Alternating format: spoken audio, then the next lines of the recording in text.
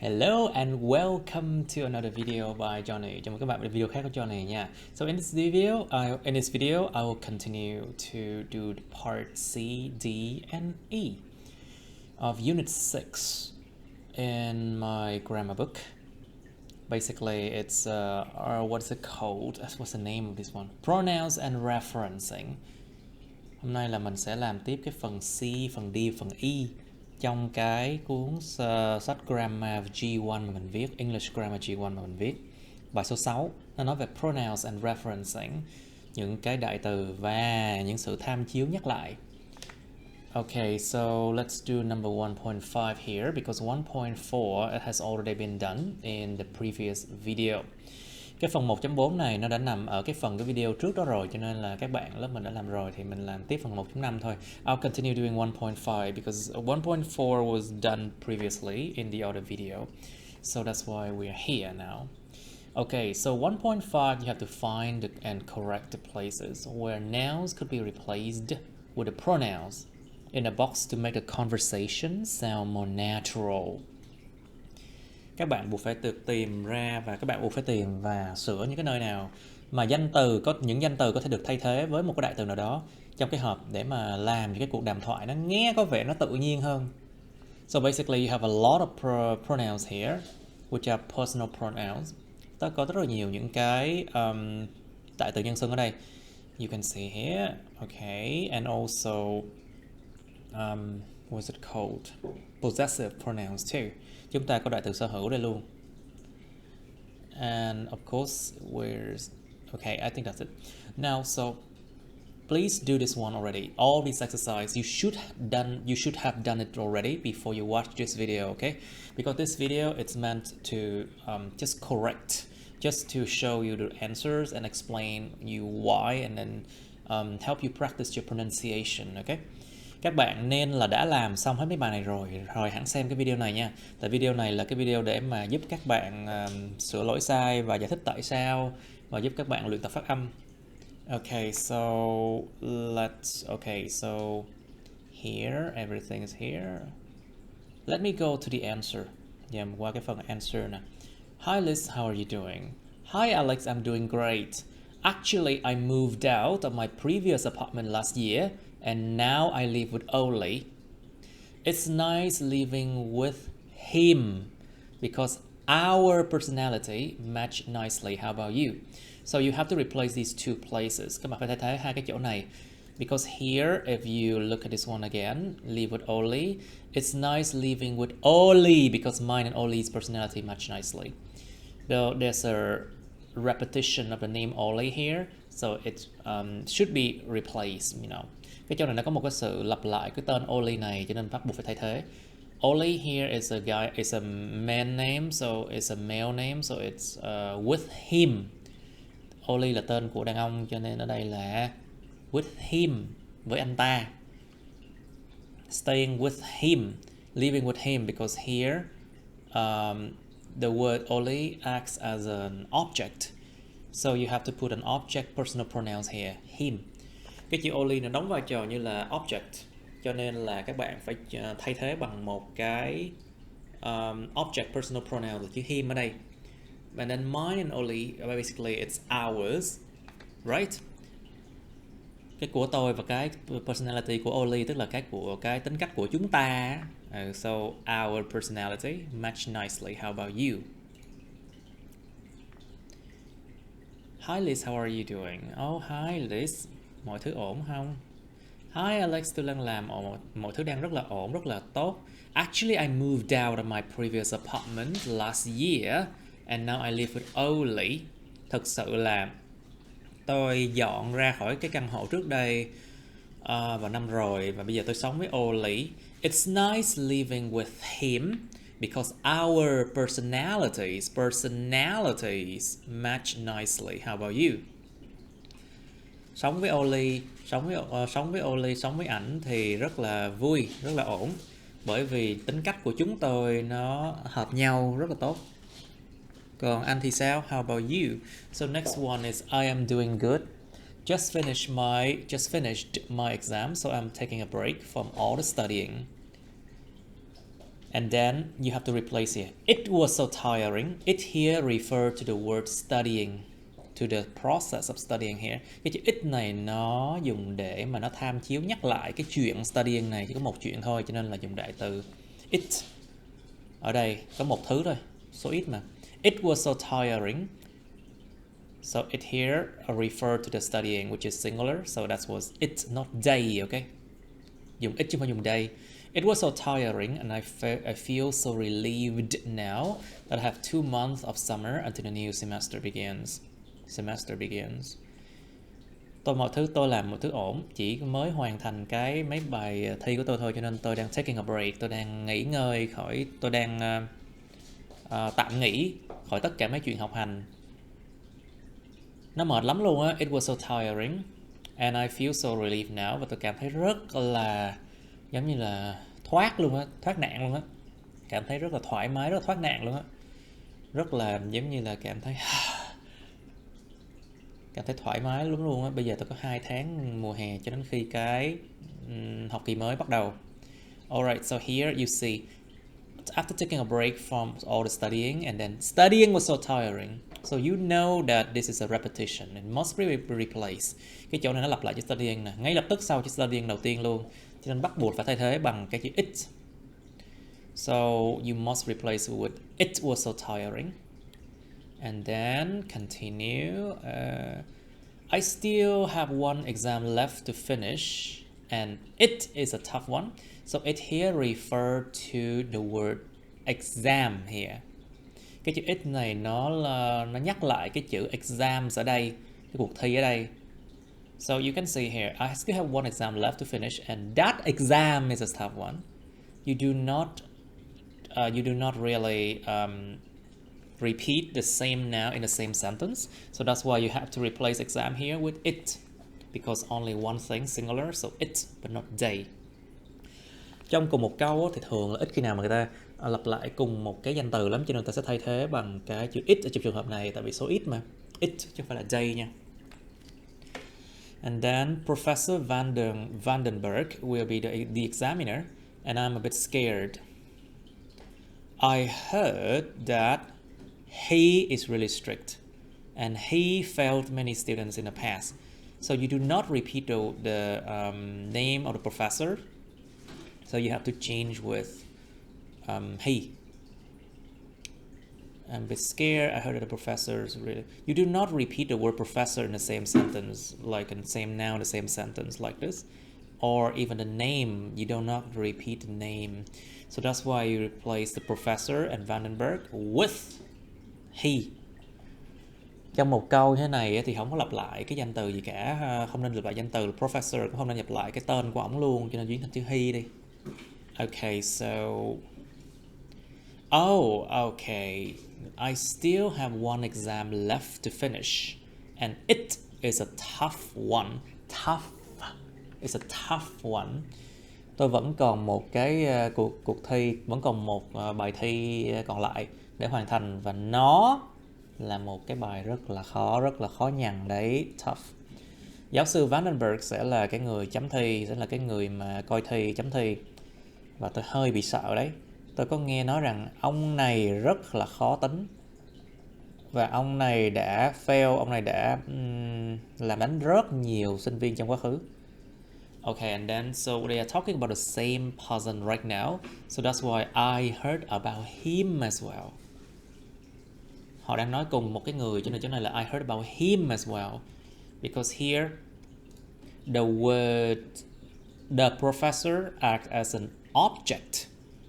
So that's why you need to replace it with an object, personal pronouns. They are talking about the same person, so you can replace with him here. Cái chỗ này, cái chữ the professor đóng vai trò như là object của cái câu này, cho nên mình phải thay thế bằng một cái object personal pronouns là chữ him, bởi vì người ta cũng đang nói về cùng một cái người mà. I heard about him as well. 2 years ago, my friend Alexa and had him. 2 năm về trước, bạn tôi tên là Alexa đã từng gặp ông ta, had him, and she struggled a lot, và bạn tôi là Alexa struggle rất là nhiều, và cổ đã rất là mệt mỏi với ổng. But finally, they allow her to retake the subject. They here stand for the authority and the school authority and the education office, you know. Cái chữ they nó thay thế cho những người có thẩm quyền trong trường á. Allowed her to retake a subject with another teacher. You can see here. Alexa had him and she struggled a lot. But finally, they allowed her to retake a subject with another teacher. And so she passed the subject, thankfully. Sorry, the subject was said before, so you should replace it with it. Cái the subject đó nó nói đến câu trước đó rồi, nên mình thay bằng chữ it ở đây. She passed it, thankfully. Tôi có nghe về ổng nữa. 2 năm về trước bạn tôi Alexa đã từng gặp ổng và cổ mệt mỏi lắm luôn á. Nhưng mà cuối cùng người ta cũng cho cổ học lại cái môn đó với một người giáo viên khác. Cho nên cổ cũng đậu nó rồi. May thay đấy, may đấy. And then lucky her, because they are talking about the same Alexa, right? So you can replace with lucky her instead of lucky Alexa. Chỗ này người ta list nó với là Alex nói về cùng một người là Alexa, cho nên là lucky her chứ không phải là mình thay thế. Lucky her. Cổ may ghê luôn á. Oh my god. My whole class is struggling as well. We have requested my whole class. So we replace the word my whole class. Cái chữ we này nó thay thế cho cái chữ mà nguyên cả lớp tôi. We have requested to have a new teacher, but they here replace the person in authority, the person that have the authority, you know. Cái chữ they này nó thay thế những người có thẩm quyền.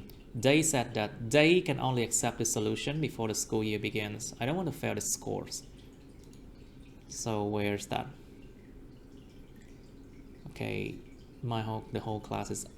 We have requested to have a new teacher, but they said that they can only accept the solution before the school year begins. I don't want to fail this course. Okay, cổ may ghê á, lạy Chúa. Nguyên cả lớp tôi đang mệt mỏi lắm luôn á, đang struggling là đang khổ, đang mệt mỏi lắm luôn á. Chúng tôi đã yêu cầu là có một giáo viên mới, nhưng mà người ta nói rằng là người ta có thể mà chấp nhận cái giải pháp này trước khi cái năm học bắt đầu. Tôi không muốn fail cái môn này đâu, tôi không muốn rớt cái môn này đâu, khóa này đâu. Oh, what can I say? My case is a bit worse than yours. So yours here replace your case. Cái chữ yours nó thay thế cái chữ your case ở đây. Alright, I missed more than 4 seminars and 2 lab practice sessions last year for my organic chemistry subject. And so they didn't even allow me to retake exams. So of course, once again, they here replaced the people in authority. Cái chữ they này thay thế những người có thẩm quyền thôi. So the school, of course, you change it to they. They didn't even allow me to take exams. The school nè, thay bằng chữ they nè, didn't allow me to take exams. So now I have to retake that subject. Cái chỗ này nó xa, cái chữ subject organic chemistry này nó hơi xa, cho nên thực sự cái chỗ này không cần phải thay thế. Nếu muốn thay thế này là retake it cũng được. So here the word subject is a bit far from this subject. However, you can replace it with retake it. Now I have to retake it. Muốn thay bằng cái chữ it cũng được, mà muốn để nguyên cũng được, tại vì nó ở xa cái chỗ subject này. Now I have to retake it. So lesson learned, just study hard and don't miss any lectures, seminar or labs. Alright, so here seminars, practice, okay. It's far away from each other, you don't have to replace anything. Cái chỗ này nó xa mấy cái chỗ bên trên này, cho nên không có cần phải thay thế gì hết á. Alright, so my case is a bit worse than yours. Tôi hay nói gì bây giờ? Trường hợp của tôi nó hơi bị tệ hơn của bạn, của chị. tôi lỡ mất hơn 4 cái seminar, hơn 4 buổi seminar và 2 buổi đi luyện tập phòng lab rồi năm ngoái, cho nên cho cái môn mà hóa hữu cơ của tôi, và cho nên người ta đã không có cho tôi đi thi luôn á, không cho tôi đi thi luôn á. Cho nên bây giờ tôi phải retake the subject, tôi phải học lại môn đó. Cho nên là bây giờ bài học được nha. Just study hard, chỉ cần học hành chăm chỉ thôi, và đừng có lỡ mất bất kỳ cái buổi lecture, seminar hay lab nào hết. Okay, so that is 1.5 to make it sound more natural. Alright, you can repeat after me to practice pronunciation now. Just like any other subjects, any other questions after this one, okay? Cũng giống như mấy câu mà sau cái câu 1.5 này thôi, các bạn có thể là đọc lại để mà luyện phát âm các bạn. Okay. Hi Liz, how are you doing? Hi Alex, I'm doing great. Chú ý cái chỗ âm kéo dài và cái dụ nhấn âm nào. Rồi cái âm cuối là âm gì nha. Be careful with the ending sound. Is it long or short vowels? Long or short? Does it sound long or short? Ending sounds. The stress pattern in the same word. Cái stress pattern là cái phương cách nhấn âm á, trong từng từ nữa. Hi Alex, I'm doing great. Great. Actually, I moved out. Nói âm. I moved out of my previous apartment. My previous apartment last year. And now I live with Oli. It's nice living with him. It's nice living with him because our personalities match nicely. How about you? I'm doing good. Just finished my exams, so I am taking a break from all the studying. It was so tiring. It was so tiring. And I feel so relieved now. That I have 2 months of summer until the new semester begins.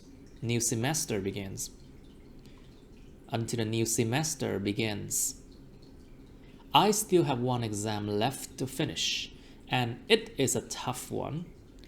Professor Vandenberg will be the examiner, and I am a bit scared. I heard that he is really strict, and he failed many students in the past.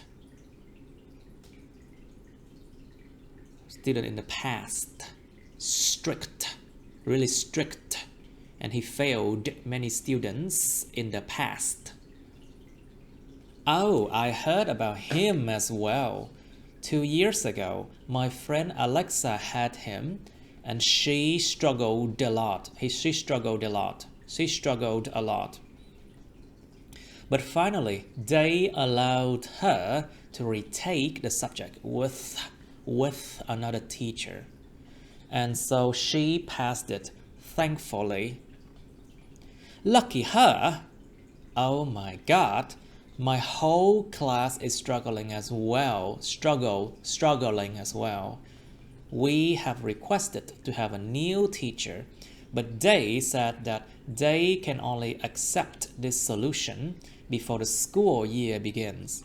I don't want to fail this course. To fail. I don't want to fail this course. Oh, what can I say? My case was a bit worse than yours. I missed more than 4 seminars and 2 lab practice sessions last year for my organic chemistry subject. And so they didn't even allow me to take exams. So now I have to retake that subject. So lesson learned. Just study hard and don't miss any lectures, seminars, or labs. Okay. Alright, now let's come to 1.6. You have to fill in the gaps with a suitable pronoun, including the special cases of it or their. Và 1.6 này các bạn được yêu cầu là phải điền vào những khoảng trống với một cái đại từ phù hợp. Nó bao gồm cái trường hợp mà những cái trường hợp đặc biệt của chữ it hoặc là cái chữ there nữa nha các bạn. So let's do it now. So we have 22 places. Có 22 chỗ cần điền vào. Okay, teachers, do you think people spend too much time on social media nowadays? Anh chị có nghĩ rằng con người ta dành quá nhiều thời gian trên mạng xã hội ngày nay hay không? Number one, well, I think it is hard to say. It is hard to say. Well, tôi nghĩ là khó mà nói lắm. It is hard to say. It's hard to say. It is hard to say. Because surely it depends on many factors. Bởi vì chắc chắn là nó còn tùy vào nhiều nhân tố nữa. It depends on many factors. The first one is how busy people are with their work. Because their here refer to the word people, you know. So their here is a possessive pronoun.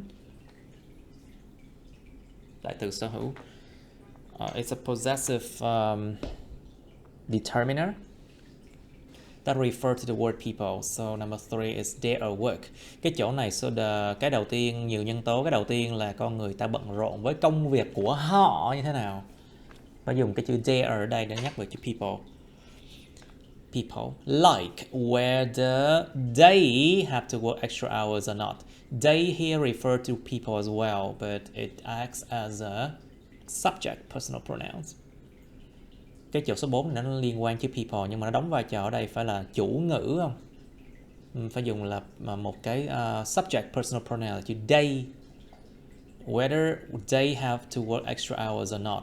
Giống như là liệu mà nếu mà họ có phải làm việc thêm giờ hay không. My mother has to work a lot at her company. Same thing, because my mother is her company, of course. Mẹ tôi phải làm việc rất là nhiều ở công ty của mẹ. And 6, she often get home very late. Và bà thường phải về nhà rất là trễ. And I don't think she has time for social media. Và cho nên tôi không có nghĩ rằng bà có thời gian cho những mạng xã hội đâu. But my father has to be online all the time as he works, because he is my father, right? Cho he này nó thay thế cho my father. As he works from home as a financial analyst and online tutor. Nhưng mà cha tôi phải lên mạng, tất cả mọi thời gian là phải ở trên mạng hết. Lúc nào phải trên mạng hết, bởi vì ông ta làm việc từ nhà như là một cái người mà financial analyst là nhà phân tích tài chính và một cái người dạy trực tuyến. So what are the other factors? Vậy thì những nhân tố khác là nhân tố gì nè? The second one is that is what you are like as a person. Cái nhân tố thứ hai là bạn như thế nào, con người ta như thế nào, tính cách như thế nào. What you are like as a person means like what your personalities, or what you dress, how you dress, how you treat people. Bạn như thế nào như là một người, tức là sao, tính cách, cách bạn đối xử, đối đãi người khác, cách bạn xử lý, phản ứng với mọi việc, vân vân. I think different people have different personalities. Tôi có nghĩ rằng nhiều người khác nhau thì có những tính cách khác nhau. And if they are introverts, they here can refer to the word people. Cái chữ they này nó tính refer là cái chữ people đằng trước đó nè. They số nhiều, it's plural, so they. If they are introvert, và nếu họ là những người hướng nội, they will prefer to chat or be on social media more than extroverts are. Họ sẽ thích là chat hơn, tức là thích chat bằng nhắn tin hơn, hoặc là ở trên mạng xã hội nhiều hơn những người hướng ngoại nữa. Or if someone is an attention seeker, a person who seek or a person who love or to find attention, một cái người hay đi tìm sự chú ý, một cái người mà có suốt ngày cần có sự chú ý nhiều hơn. They will increase their social media presence, because their here is a possessive determiner that refer to the word they here. Cái số 10 là chữ their, của họ. Nó refer cho cái chữ they ở đây, nó nhắc lại chữ they ở đây. Họ sẽ gia tăng cái sự hiện diện trên mạng xã hội của họ. They will increase their social media presence and in through the things they post or comments they make, và thông qua những thứ mà họ đăng lên hoặc là những cái bình luận mà họ đã thực hiện, đã làm, may cause a lot of drama and controversy. Âm 1 và âm 2 đều được. Có thể gây ra rất nhiều cái vấn đề hỉ nổ ái ố, hoặc là drama, hoặc là controversy là sự tranh luận, tranh cãi. Okay, teacher, I agree with your point. Tôi đồng tình với cái luận điểm của anh chị. I agree with your point, but there are productive things that people can do online. Nhưng mà có số nhiều, there are. So there are when you want to say something exists, but in plural form, present tense, dạng số nhiều ở thời hiện tại, muốn nói cái gì đó hiện hữu. There are productive things that people can do online. Có những thứ rất là productive, có những thứ mà có thể đem lại hiệu quả năng suất tốt nếu mà con người ta có thể làm việc trên mạng. That people can do online, có những thứ rất là đem lại hiệu suất tốt nếu con người ta có thể làm ở trên mạng. Like researching for their projects, for example. Ví dụ như là nghiên cứu, đọc tìm tòi cho những dự án của họ. Ví dụ như vậy. Or selling things, hoặc là bán đồ, bán thứ này thứ kia. Are there any other factors? Có những nhân tố nào khác không? Có, nhớ không? Có là there is, there are. Hiện tại thì hiện tại là there is, there are. Quá khứ there was, there were. Tương lai there will be.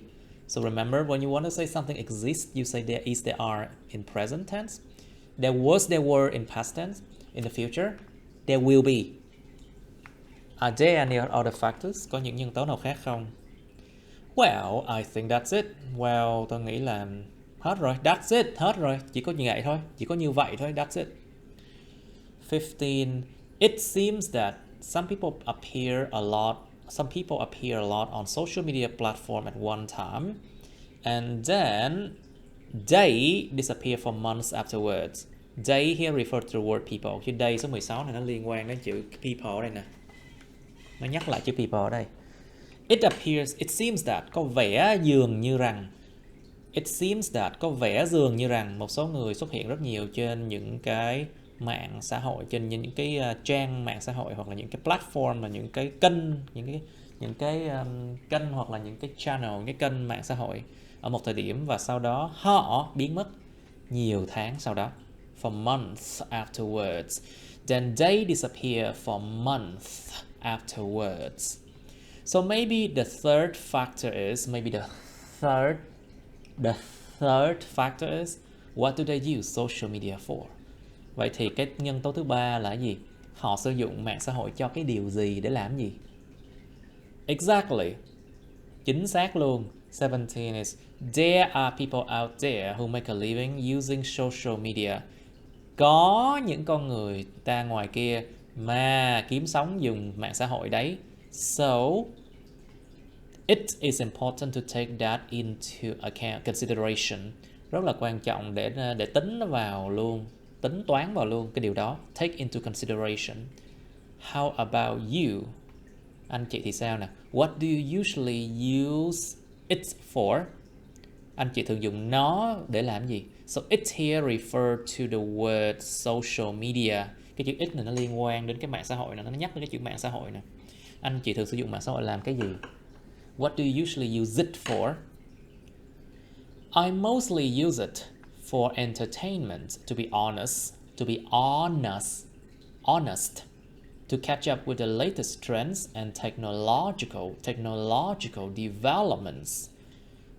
Tôi thường dùng nó cho giải trí, thành thật mà nói vậy, để mà catch up with, để mà bắt kịp với những cái xu hướng mới nhất và sự phát triển về công nghệ. A day without knowing about them would make me feel bad.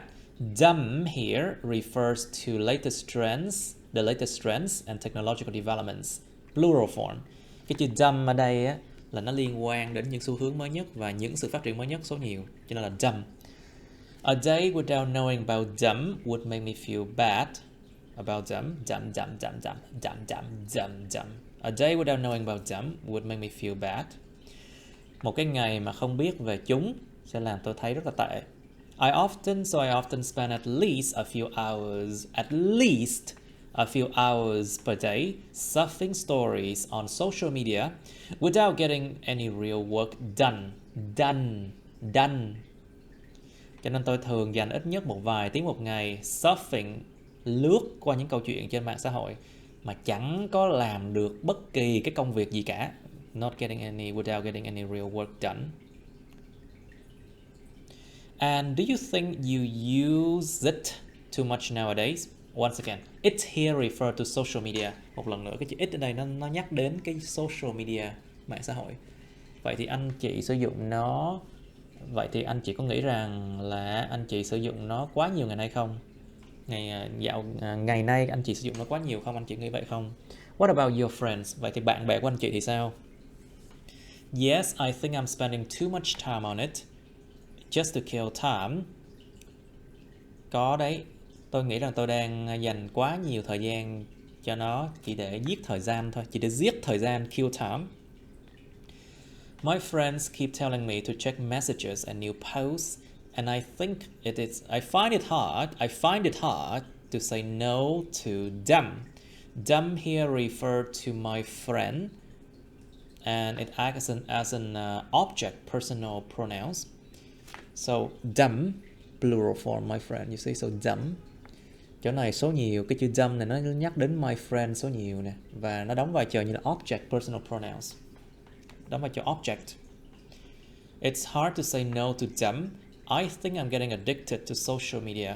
Bạn tôi cứ nói tôi là check tin nhắn, coi tin nhắn và kiểm tra tin nhắn và những cái bài đăng mới đi, mà tôi thấy rất khó để mình nói không đối với họ. Tôi nghĩ tôi đang bị nghiện mạng xã hội. I think I'm getting addicted to social media. Okay, so that's it. Alright, now comes 1.7. You have to choose the correct words in italics. So you just have to choose, you know. Bài 1.7 này yêu cầu các bạn là chọn cái từ đúng ở mà được in nghiêng. So just have to choose between one or two or one or three, something like that. Thì phải lựa 1 trong 3, 1 trong 2 gì đó. And this particular exercise is about should medical professionals be paid more.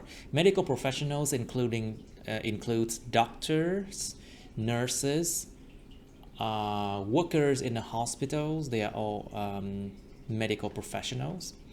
Cái bài này nó nói về những người mà có chuyên ngành trong ngành y có nên được trả tiền nhiều hơn hay không. Những người có chuyên ngành trong ngành y có thể là bác sĩ, y tá, điều dưỡng hoặc những người làm trong ngành y khác có nên được trả tiền nhiều hơn hay không.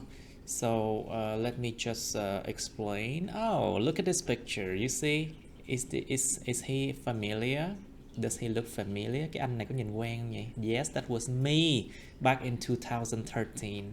Cái người này chính là mình đó, dược sĩ Trần Hoàng Huân. Yes, it's me. I'm a pharmacist. I used to be a pharmacist before I decided to quit and teach for the IELTS test prep and all the science subject and then the piano as well. Cái này là hồi năm 2013 đó.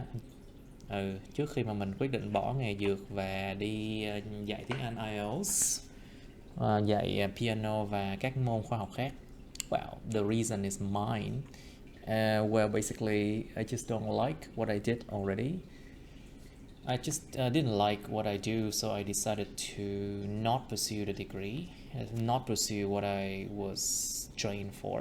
Cái lý do tại sao mình nghĩ không làm dược nữa thì đó là chuyện của mình. Well, nhưng mà thực sự mình nói là mình đã không thích nữa thì không làm thôi. Đơn giản là vậy. Alright, should medical professionals be paid more? Number one, there are many reasons why medical professionals There are many reasons why. Có nhiều lý do tại sao. You remember? It's not, it has, okay? When you want to say something exists, you say there is, there are in the present tense. Trong thì hiện tại khi mình muốn nói cái gì đó hiện hữu, nó không phải là it has đâu nha, nó phải là there are, there is. Trường hợp này số nhiều, this is plural, so there are many reasons why medical professionals such as doctors and nurses should receive better compensation for their efforts. Their here refer to doctors and nurses. Their efforts. Có nhiều lý do tại sao những người theo chuyên ngành y, ví dụ như là bác sĩ và điều dưỡng y tá, nên nhận được cái sự mà bù trả tiền lương. Compensation means salary. Sự bù trả tiền lương tốt hơn cho những nỗ lực của họ. Number 3 is there is a widely accepted truth. Có một cái sự thật được chấp nhận chung. There is a widely accepted truth that medical training is long and tiring. Rằng cái chuyện huấn luyện ngành y khoa nó dài và nó mệt mỏi lắm. Not only that, it is not easy to graduate. Remember, you do not start a sentence with two infinitive like this. Mình không bắt đầu nhớ nha, mình không bắt đầu một cái câu hay một cái chủ ngữ với một cái động từ nguyên mẫu có to như vậy. So, it is not easy to graduate, mới đúng. It is not easy to graduate from medical schools as the students' failing rate is much higher than in other fields of study. Không chỉ có điều đó, không hề dễ dàng để tốt nghiệp khỏi trường y, bởi vì cái failing rate là cái tỷ lệ mà đậu rớt, cái tỷ lệ đậu rớt của sinh viên. Những sinh viên thì nó cao hơn rất nhiều so với những cái ngành học khác. Number 5 is remember, you don't start a sentence with two infinitive verb like this. Không bắt đầu một cái câu bằng một cái động từ nguyên mẫu có to như vậy làm chủ ngữ. So, it is hard to tell how many years a person might take to finish medical school. Thật khó để nói được là một người có thể tốn bao nhiêu năm để hoàn thành trường y. As the exams are often grueling.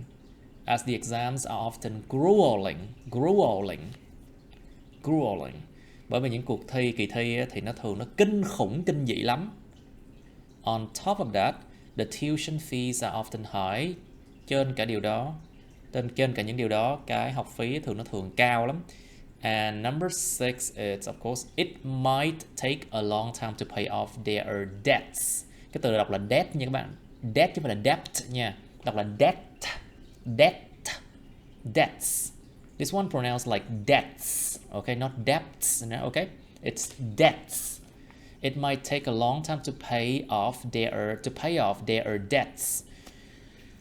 Và có thể tốn một thời gian rất là dài để mà trả hết nợ của họ. Because people often have to borrow money from the bank or other people to pay for their education. Con người ta thường phải mượn tiền chính phủ hoặc là mượn tiền người khác để mà trả cho cái học phí của họ mà ở nước ngoài mà. When it comes to the amount of work that health professionals must do, khi mà nhắc tới cái lượng công việc mà những người chuyên ngành về sức khỏe phải làm, những người mà chuyên gia sức khỏe phải làm. Number 7 is it might be shocking for many to hear that. Có thể là cái chữ it này là cái cấu trúc đặc biệt của nó. It here is a special case of it here. It might be shocking for many people to hear that. Có thể là gây sốc với nhiều người để nghe một điều rằng. Number 8 is it is normal for them to work more than 70 hours per week. Làm việc hơn 70 tiếng làm việc hơn 70 tiếng một tuần là một điều rất bình thường đối với họ. Especially to treat difficult cases. Đặc biệt là để điều trị những cái tình huống trường hợp rất là khó, những ca khó. As a result, burnout often occurs if they don't take care of themselves well. Because of course, doctors must take care of themselves. Of course, they do not take care of each other like that, you know. They take care of themselves first. Đương nhiên họ phải take care, họ phải chăm sóc bản thân họ trước. khi mà họ lo lắng cái chuyện chăm sóc nhau như đó. Cho nên trong trường hợp này themselves phù hợp nhất. As a result, burnout often occurs if they don't take care of themselves well. Như một hệ quả, cái sự burnout là cái sự mà giống như là rã rời, cái sự mà đạt mức chịu đựng về stress, về căng thẳng. Nó rã rời, nó thường diễn ra, stress cực độ thường diễn ra nếu mà họ không có chăm sóc bản thân họ tốt. Not only that, but the pay is often, to the surprise of many, barely enough for the amount of work that they must undertake. Không chỉ có điều đó, nhưng mà cái tiền trả lương thì thường là đối với sự ngạc nhiên của nhiều người chưa đến mức đủ luôn, gần như là sát nút là không đủ luôn á, gần như là đủ, gần như là chưa có đủ luôn, hoặc là rất là kém cỏi. It barely enough means it's very bad pay, it's very bad payment. Cái lương nó tệ lắm luôn á, cho cái lượng công việc mà họ phải undertake, họ phải đảm đương, phải đảm nhiệm, phải thực hiện, phải nhận. They must undertake. In many cases, doctors and nurses must squeeze some of their own money out to help the ones who cannot afford to pay for treatment. The ones here refer to the patient, the poor patients. Cái chữ the ones này nó nhắc đến những cái bệnh nhân mà nghèo quá, mà không thể nào mà chi trả được để mà trả tiền cho cái sự điều trị y khoa của họ, những người nghèo á. Trong nhiều trường hợp, những bác sĩ và y tá bắt buộc phải squeeze, phải giống như là phải nhéo ra một số cái lượng tiền của riêng họ, giống như là dành một cái lượng tiền của riêng họ ra, tức là dùng tiền túi của riêng họ á, để mà giúp những cái người mà không thể chi trả cho cái sự điều trị y tế đó được. Number 12 is when it's time to rest. Khi mà đến lúc nghỉ, when it's time to rest. Nhớ nha, khi nói về thời gian, remember when you talk about time, distance and the weather, you use it a lot.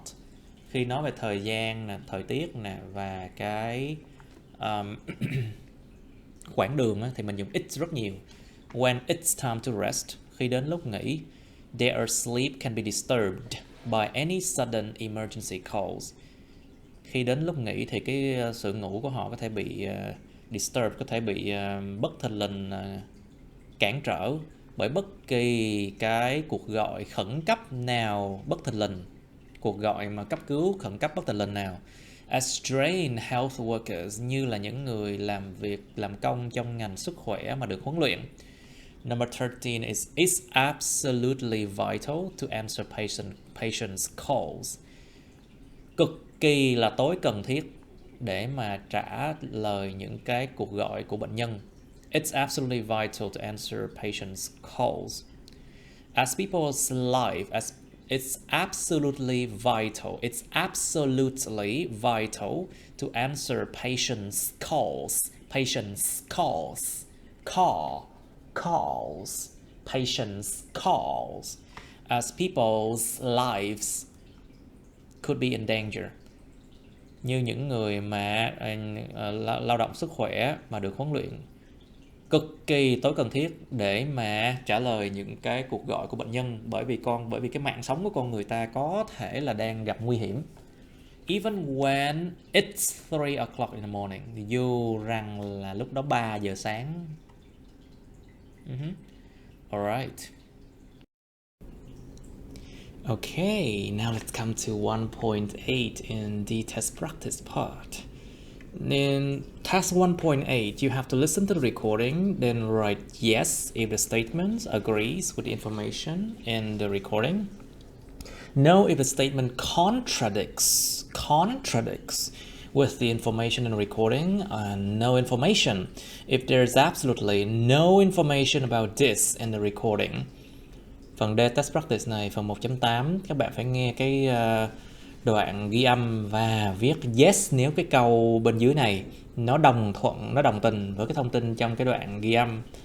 No nếu mà cái câu bên dưới này nó đối nghịch lại với cái thông tin trong đoạn ghi âm, hoặc là nếu mà chẳng có thông tin gì về cái điều này trong đoạn ghi âm thì mình ghi no information.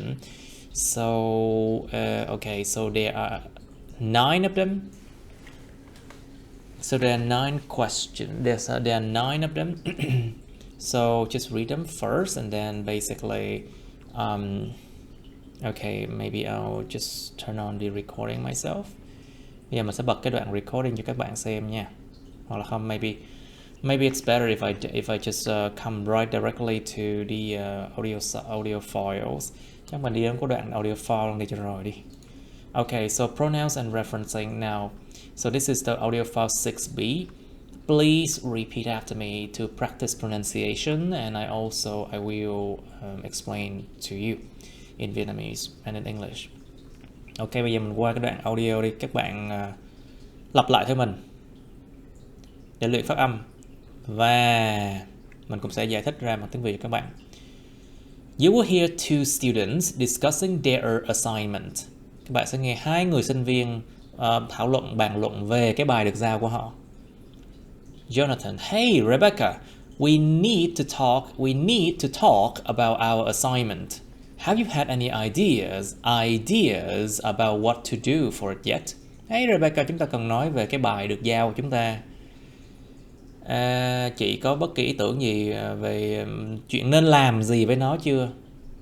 Oh Jonathan, Professor Horner said that you and I need to do some research about how people's spending habits have changed over the last 10 years. We need to write about our findings, and then submit it to him in 2 weeks. But I'm not sure where to start first. Oh John, giáo sư Horner nói rằng anh và tôi cần phải nghiên cứu, cần phải tìm tòi họ đọc hiểu về cái cách mà cái thói quen mua sắm, thói quen chi tiêu của con người ta đã thay đổi trong vòng 10 năm vừa qua. Chúng ta cần phải viết về những cái chúng ta tìm được và sau đó là nộp bài cho thầy, nộp bài cho ông ta trong vòng 2 tuần. Nhưng mà tôi không có chắc được là bây giờ bắt đầu từ chỗ nào đây. I thought a bit about it yesterday, and maybe we should do a survey of random customers at several supermarkets using prepared questions. What do you think? I thought a bit. Tôi đã có nghĩ chút xíu, tôi có nghĩ đôi chút về nó vào ngày hôm qua, và có lẽ chúng ta nên làm một cái khảo sát về của những cái khách hàng ngẫu nhiên ở nhiều cái siêu thị, sử dụng những câu hỏi được chuẩn bị sẵn. Chị nghĩ sao? Bạn nghĩ sao? I think that's a good idea. I think that's a good idea. That's a good idea. That's a good idea. It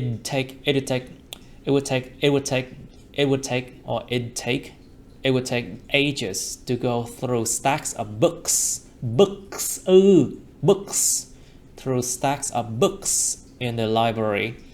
It would be much easier to simply ask people, and I'm sure it's going to be more exciting to go out than sit all day reading books and panicking about deadlines.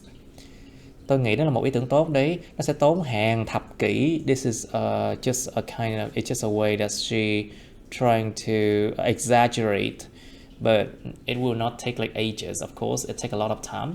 Đây là một cách nói phóng đại, exaggeration. Cách nói phóng đại thôi.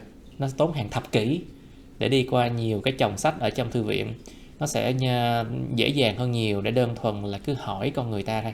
Và tôi sure luôn, tôi chắc chắn luôn là nó sẽ hào hứng thú vị hơn nhiều để đi ra ngoài, thay vì là ngồi suốt ngày đọc sách và panicking và hoảng loạn về cái hạn chót phải nộp. Right, so what should the questions be then? What should the question be then?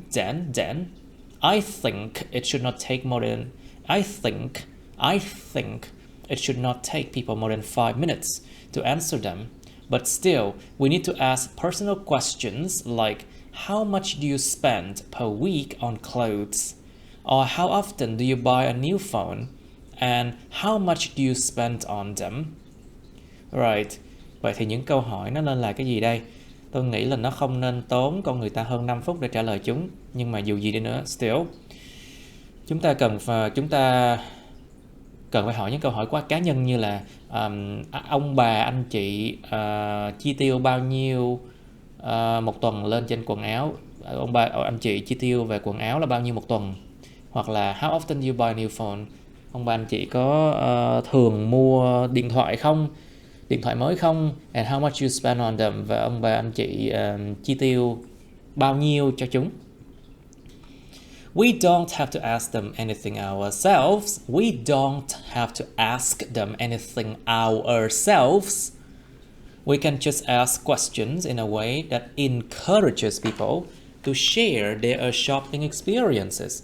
Like, do you think people these days go shopping too often? Or if you have to choose a new item to buy, what would that be? By doing so, we should be able to acquire a lot of good answers. Chúng ta chẳng có phải là chúng ta không có phải là hỏi họ bất cứ thứ gì cả. Tự thân chúng ta không phải hỏi họ bất cứ thứ gì cả. Chúng ta có thể chỉ cần hỏi những câu hỏi trong cái cách mà nó khuyến khích con người ta chia sẻ những cái trải nghiệm mua sắm của họ. Ví dụ như là ông bà anh chị có nghĩ rằng con người ta ngày nay đi mua sắm quá thường xuyên hay không? Hoặc là nếu ông bà hoặc là anh chị phải chọn một cái vật dụng mới để mua thì nó sẽ là vật dụng gì thế? Bằng cách làm như thế, chúng ta nên là có thể là acquire, có thể lấy được rất là nhiều những câu trả lời tốt. It sounds like you have such a way with words. Okay, so we should also ask what people used to spend their money on 10 years ago and how often they went shopping. I guess then we have to compare RE cuối là nhẹ nè. So with the RE at the end, it's a schwa sound, cái âm schwa, cái âm đó. I guess then we have to compare the past and the present trends to reach a conclusion. Y kéo dài. To reach a conclusion. The past and the present trends to reach a conclusion. Nó nghe có vẻ như như bạn đã có một chị có một cái cách với từ vựng, tức là sao? Tức là chị biết cách ăn nói đấy. You have such a way with words. Biết cách ăn nói nhỉ? Ok. Cho nên chúng ta nên là cũng hỏi con người ta là đã từng chi tiền cho cái gì vào 10 năm về trước, và họ đã từng đi mua sắm có thường không hồi đó. Tôi đoán là sau đó chúng ta phải so sánh cái quá khứ và cái hiện tại, những xu hướng quá khứ và hiện tại, và đạt được đến một cái kết luận. I think so too, but I'm not so sure if that's what the professor wants us to do. Something tells me that we need to do more than that.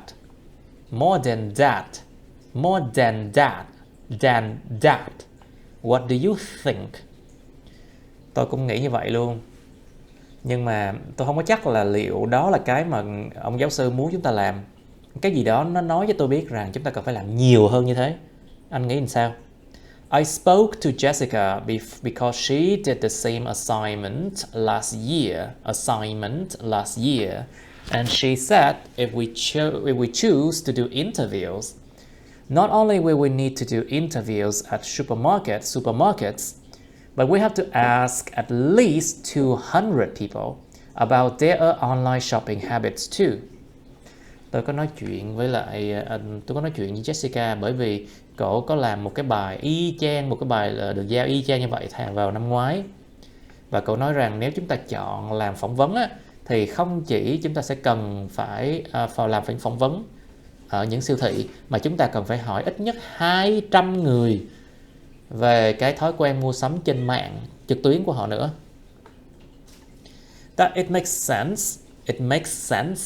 I'm sure people these days do their shopping online a lot. Okay, so we should add that to our to-do list. What else did Jessica say? I suppose the assignment must be written wrote, written. I suppose the assignment must be written in a certain format or so. Nó nghe make sense, nó nghe có lý đấy. Tôi chắc chắn là con người ta ngày nay làm cái chuyện mua sắm trực tuyến trên mạng rất nhiều. Ok, vậy thì chúng ta nên thêm cái đó vô cái danh sách phải làm của chúng ta. Jessica còn nói gì nữa không? Tôi đoán là cái assignment, cái bài này, cái bài được giao này bắt buộc phải được viết ở một cái format, một cái định dạng nhất định nào đó, đúng không? Yeah, she also said that if we use materials from websites or scientific papers, then we must use citations. Otherwise, it's considered as plagiarism, and the assignment will be failed immediately.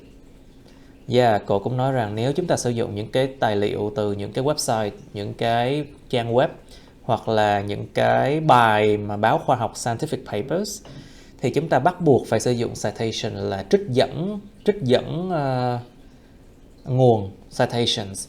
Nếu không nó được coi như là đạo văn plagiarism và cái bài được giao đó sẽ bị fail, sẽ bị cho điểm rớt, đánh rớt ngay tức khắc.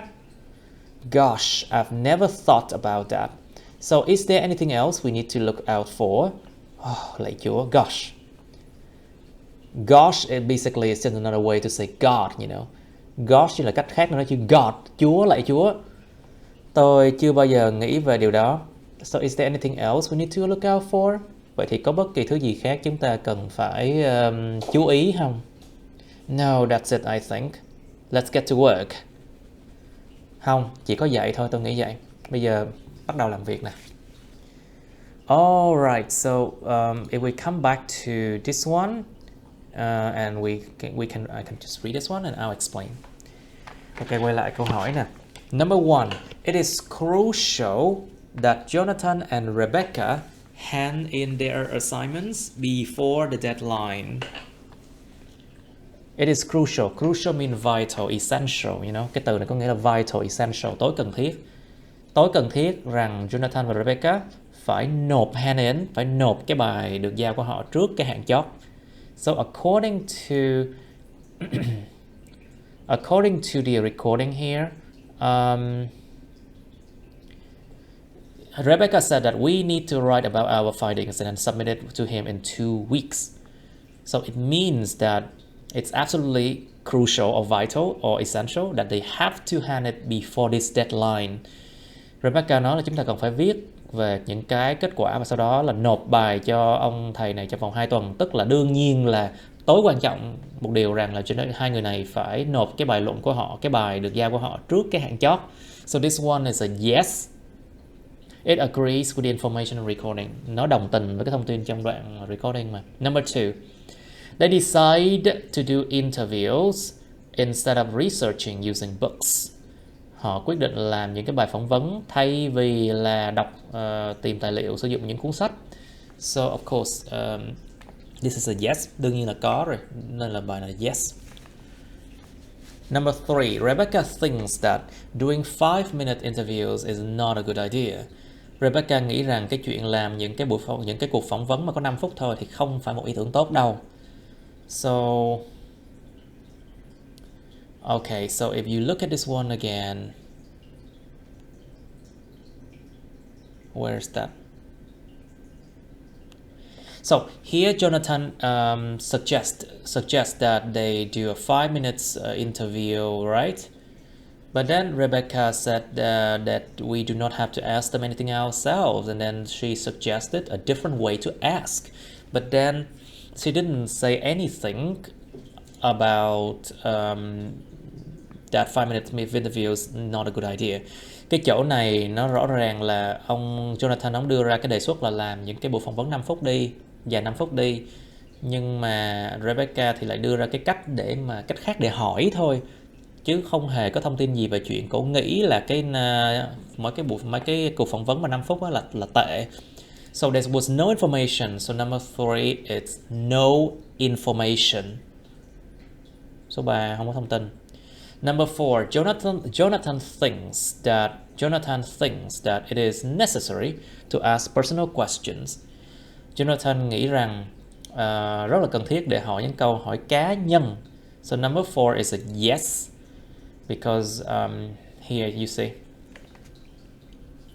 I think it should not take people more than 5 minutes to answer them, but still, we need to ask personal questions like this is this. Anh có nói rõ là chúng ta cần phải hỏi những câu hỏi cá nhân mà.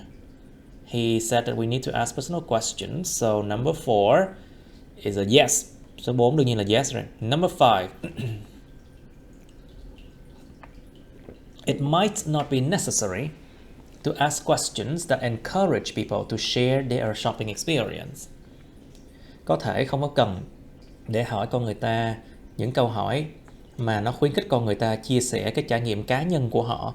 So number 5, it's a no, but why? Rebecca say we don't have to ask anything ourselves. We can just ask questions in a way and encourage people to share their shopping experiences. But, well,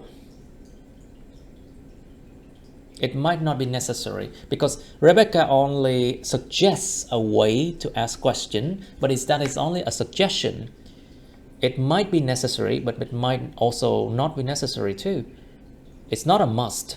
Rebecca chỉ đưa ra một cái lời đề nghị về cái cách để mà hỏi con người ta những câu hỏi để mà khuyến khích con người ta chia sẻ trải nghiệm mua sắm của họ thôi. Nhưng mà cái điều này đâu có tối cần thiết đâu phải là điều bắt buộc. Cho nên là nó có thể cần mà cũng có thể không.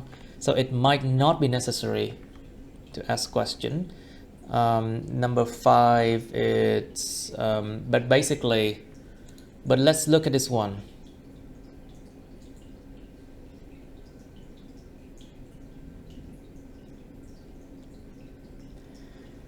Well,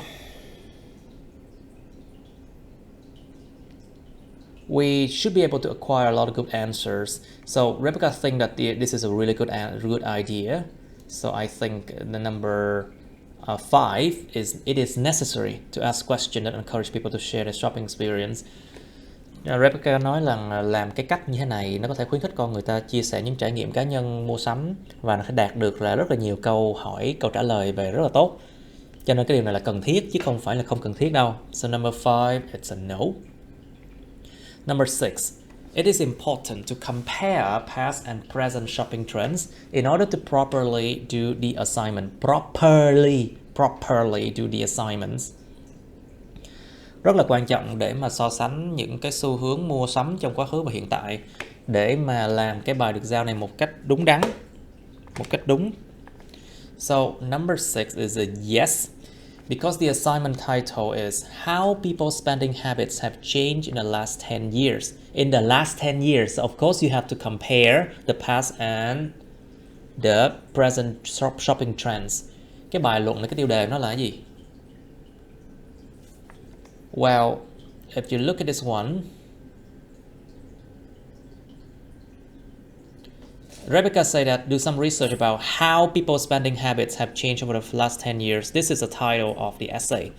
Rebecca nói đây là cái tiêu đề của cái bài nè, là làm thế nào thói quen mua sắm con người ta đã thay đổi trong vòng 10 năm vừa qua. 10 năm vừa qua, in the last 10 years mean past and present, you have to compare.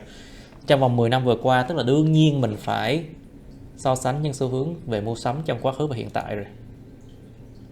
So number 6 is a yes. Number 7, Rebecca thinks that asking too many people about their online shopping habits is a waste of time. Rebecca nghĩ rằng cái chuyện hỏi quá nhiều người về thói quen mua sắm trên mạng của họ là một cái sự phí thời gian. So number 7 is a no. Because where is that? Because Jonathan say that they have to do online shopping habits, ask question about online shopping habits, and Rebecca say it makes sense. So it means she agreed to that. Jonathan có nói là chúng ta phải làm những cái hỏi về thói quen mua sắm trực tuyến trên mạng, và Rebecca nói là it makes sense. Nó nghe có lý đấy nhỉ, tức là cổ đồng tình với điều này. Tức là sao? Cổ đồng tình với chuyện này, tức là không có nghĩ là chuyện hỏi con người ta về thói quen mua sắm trực tuyến của họ thì là một sự phí thời gian, nó cũng không nghĩ vậy. She doesn't think like this because she agreed with Jonathan, so of course it's not a waste of time. So number 7, it's a no. Number 8, it is impossible for the professor to realize where the information of his students' papers come from. Không thể nào, cái ông giáo sư này không thể nào nhận ra được là cái thông tin của những cái tờ giấy hay là những cái bài tập của sinh viên học sinh của ông đến từ đâu, tức là không biết được cái nguồn của nó đâu. So it means that the professor cannot know the origin or where the information comes from. Ông giáo sư này không có biết cái nguồn thông tin là học sinh lấy từ đâu, không biết được đâu, không thể nào. So number 8 is no information. Basically, Jonathan said that if they have to use material from websites or scientific papers, we must use citations. Otherwise, consider plagiarism and an assignment will fail immediately. However, there is no mentioning how the professor will realize this, or whether he can do that or cannot do that, whether it's possible or impossible to realize that. Mặc dù Jonathan nói là bắt buộc là phải trích dẫn nguồn từ website và những cái bài báo khoa học, nhưng mà nó không hề có cái thông tin gì về cái chuyện là liệu ông giáo sư làm thế nào ông biết được, có biết được không, có thể nào ông biết được không, có nhận ra được điều đó hay không. Cho nên là số 8 là no information. Number 8 is no information because there's no information talking about how the professor can know this. No information about how the professor can know this. Number 9, Jonathan and Rebecca decide to take information from websites and include citations. Jonathan và Rebecca đã quyết định là lấy thông tin từ những cái trang web và thêm vào cái trích dẫn nguồn. So number 9 is no information for sure because of course there was no information about that. Đương nhiên không có chuyện này, nó không có nói trong cái bài recording mà. Đâu có biết được họ là có quyết định lấy thông tin từ website và thêm trích dẫn nguồn hay không. Of course there was no information for number 9. Alright, let's come to extra exercises. So 1.9, exercise 1.9 asks you to fill in the gaps with it, itself, they, them, my, me, myself, by myself, by yourselves, or her. Qua phần bài tập thêm các bạn thì 1.9 các bạn phải điền vào những cái khoảng trống với những cái từ sau đây. Okay, so this topic talk about letter working as a hobby. Cái bài này nó nói về cái chuyện mà làm đồ da như là một cái sở thích gì đó. So you have 16 gaps to put in there.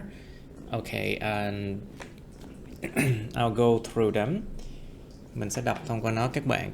Okay, so as always, you can practice pronunciation by repeating after me. Các bạn hoàn toàn có thể luyện phát âm khi mà bắt chước theo mình, of course.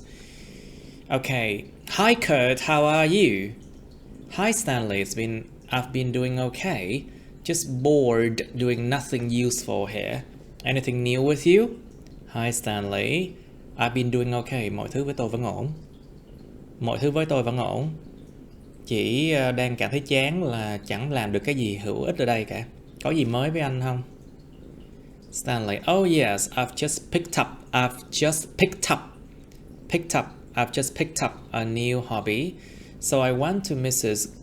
Gosford, a seasoned leather worker in the nearby community center, and I saw her extraordinary collection of leather satchels, bracelets,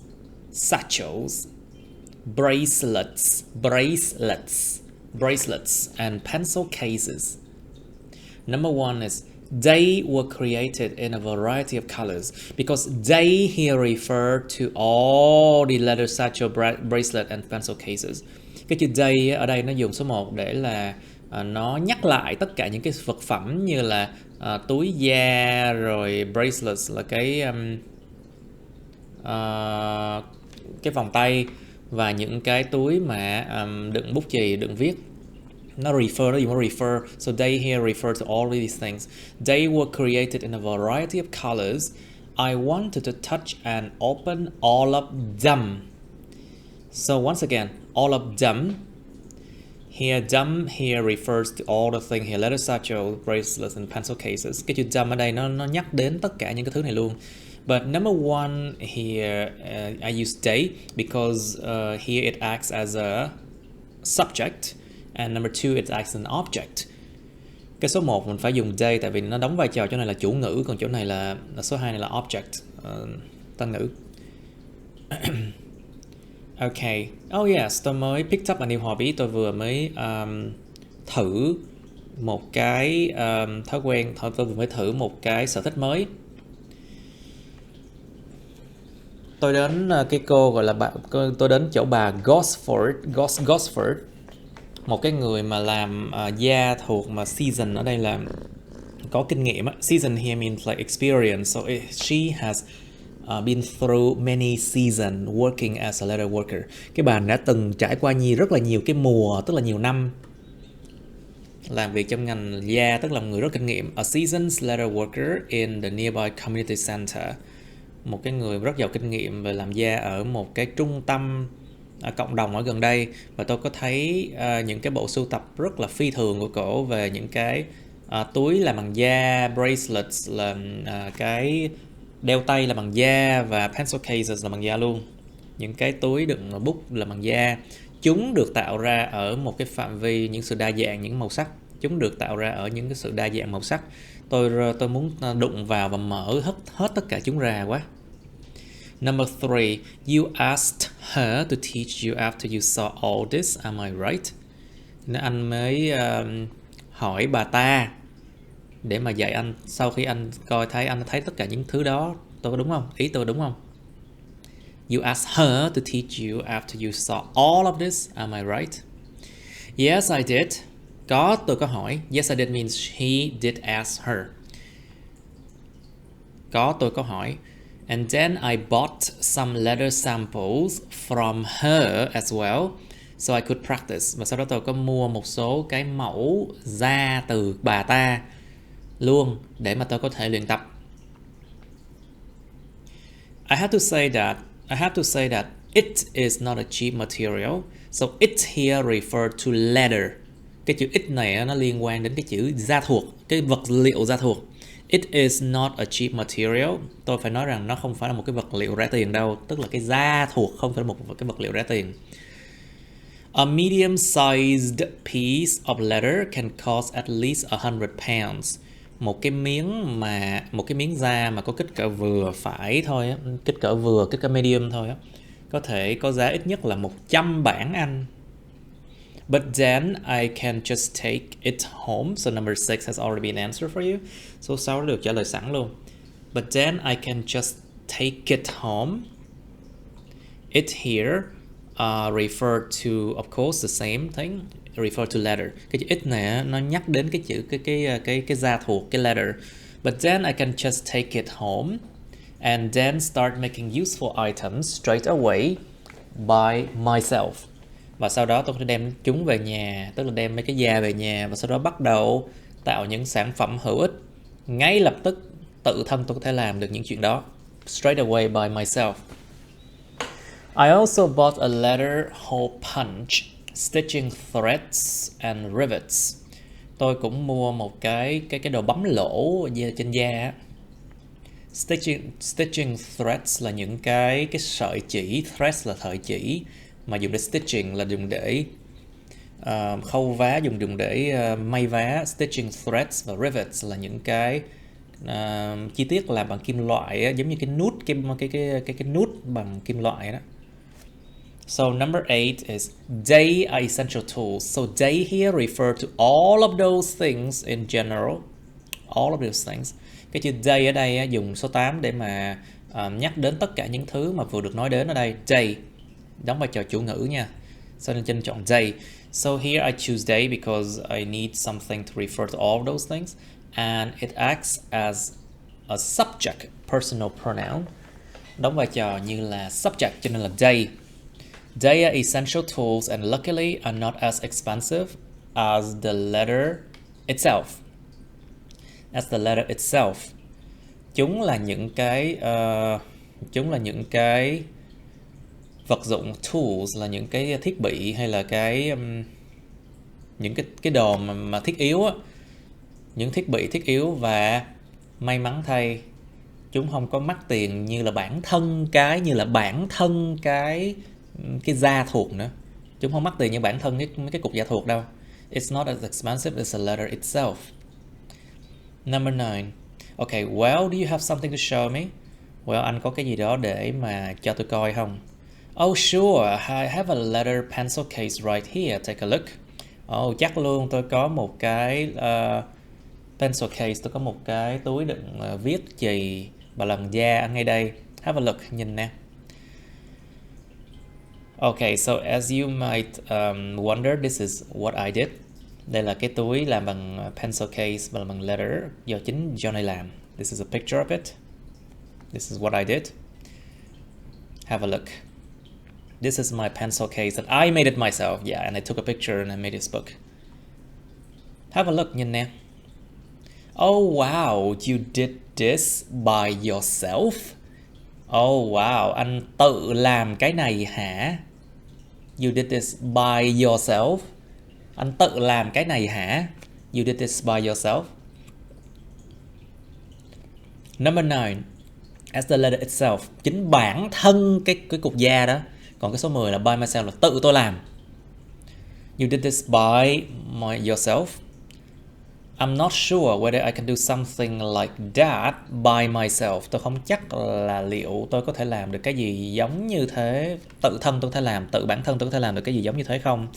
I'm not so good with my hands. Tôi không có tốt lắm với những bàn tay của tôi. Tức là cái bàn tay tôi không có khéo léo lắm. And somehow I always end up breaking things. Và một cách nào đó tôi có luôn là làm bể đồ này đồ kia không à. Lettercraft is a good skill to learn, but it is quite physically demanding and time consuming too. It here refer to lettercraft. So it's singular, so you use it. Cái chỗ này số 13, cái chữ it là để nhắc lại cái cách mà làm cái đồ thủ công làm bằng da nè. Nó là số ít cho nên là it. It is quite physically demanding. It is quite physically demanding and time consuming too. Chuyện làm đầu da thì là một cái kỹ năng tốt để học, nhưng mà nó khá là yêu cầu về mặt thể chất đấy nha, tức là nó phải khỏe mới làm được lâu dài và khá tốn thời gian nữa. This little project took me almost 10 hours to do. Cái dự án nhỏ này nó tốn của tôi gần 10 tiếng để làm. And my hands hurt so much after punching hundreds of holes into the letter. Và cái bàn tay của tôi nó đau lắm luôn sau khi mà phải đục hàng trăm lỗ vào cái miếng da. So I could seal it, để mà tôi có thể may vá nó. So it here refer to the piece of letter, the letter. Cái chữ it này nó nhắc đến cái chữ the letter ở trước đó. So I could seal it. But there is a great feeling of accomplishment. There's a great feeling. There's a great feeling of accomplishment after having made something with your own hands. So I think this is a good hobby to try. Nhưng mà có một cái cảm giác đạt được thành quả rất là tuyệt vời sau khi mà đã làm được cái gì đó với những bàn tay của riêng mình. Cho nên tôi nghĩ đây là một cái sở thích rất là tốt để thử. Okay. Alright. Now let's go on to 1.10. You have to find and correct the places where nouns could be replaced with the pronouns in a box to make the email sounds more natural. Bài 1.10 này các bạn được yêu cầu là phải tìm và sửa những cái nơi mà những danh từ có thể được thay thế với một cái đại từ nào đó trong cái hộp này để làm cho cái email này nghe có vẻ nó tự nhiên hơn. So you have she, he, it, we, they, I, her. Yeah. So these are all the pronouns you can replace. So this is an email from Lara with staff to Jenny Goldsmith, and the subject is life in general. Cái email này nói về chủ đề là cuộc sống nói chung, đến từ Lara with staff đến Jenny Goldsmith. So basically I will go through this email for a bit, but first, dear Jenny, I'm incredibly sorry for not emailing you for a while. So the first sentence, everything must be clear. The first sentence in the paragraph, everything should be clear. And you should not use a referral, referring to a noun by using pronouns. Ở cái câu đầu tiên của một cái đoạn thì thường là mình sẽ làm mọi thứ rõ ràng, mình viết rõ ràng ra chứ không có nên là nhắc lại, tham chiếu nhắc lại bằng một cái đại từ nào cả. So number one, it's no change. Số 1, cái câu đầu tiên này nó sẽ không đổi. These days I'm busy with my thesis on music therapy, and I must present and defend it next month. Because in the same sentence, you talk about thesis already. So now, my thesis next month can be replaced with it. Because only one of those singular. So it. Trong cùng một câu, cái chữ thesis này được nói đến một lần rồi, nó được nói đến một lần rồi. Cho nên là cái chỗ này, cái my thesis này được thay bằng là it. So it mà. Defend it next month. So you can say it. Must present and defend it next month. Otherwise, the school authority, you can change the school authority to they, những người có thẩm quyền trong trường thay bằng chữ they, người ta, will not let me graduate. Otherwise, they will not let me graduate. Like this. Dear Jenny, I'm incredibly sorry for not emailing you for a while. These days, I'm busy with my thesis. With my thesis on music therapy, and I must present and defend it next month. Otherwise, they will not let me graduate. Dear Jenny, tôi cực kỳ xin lỗi vì đã không có email bạn một khoảng thời gian rồi. Mấy ngày nay á, tôi rất là bận với lại cái thesis là cái bài luận tốt nghiệp á, và về liệu pháp âm nhạc, và tôi bắt buộc phải trình bày và bảo vệ cái luận án của tôi thay bằng chữ bảo vệ nó vào tháng tới. Nếu không thì người ta sẽ không cho tôi tốt nghiệp đâu. Okay, let's continue. How has life been? How's life been, Jenny? Cuộc sống như thế nào rồi, Jenny? I hope you will be able to visit me soon because I want to introduce you to a friend of mine, Jackson. So, in these two sentences, there's nothing repeating, and you should keep everything the same.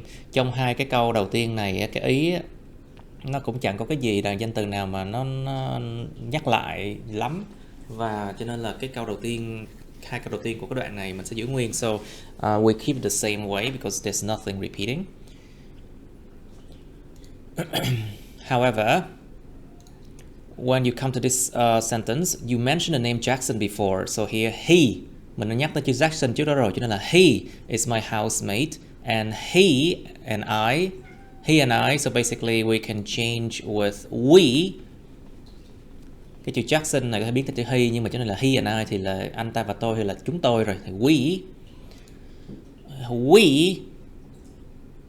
and we have been living together for 2 years in a row in a nice apartment.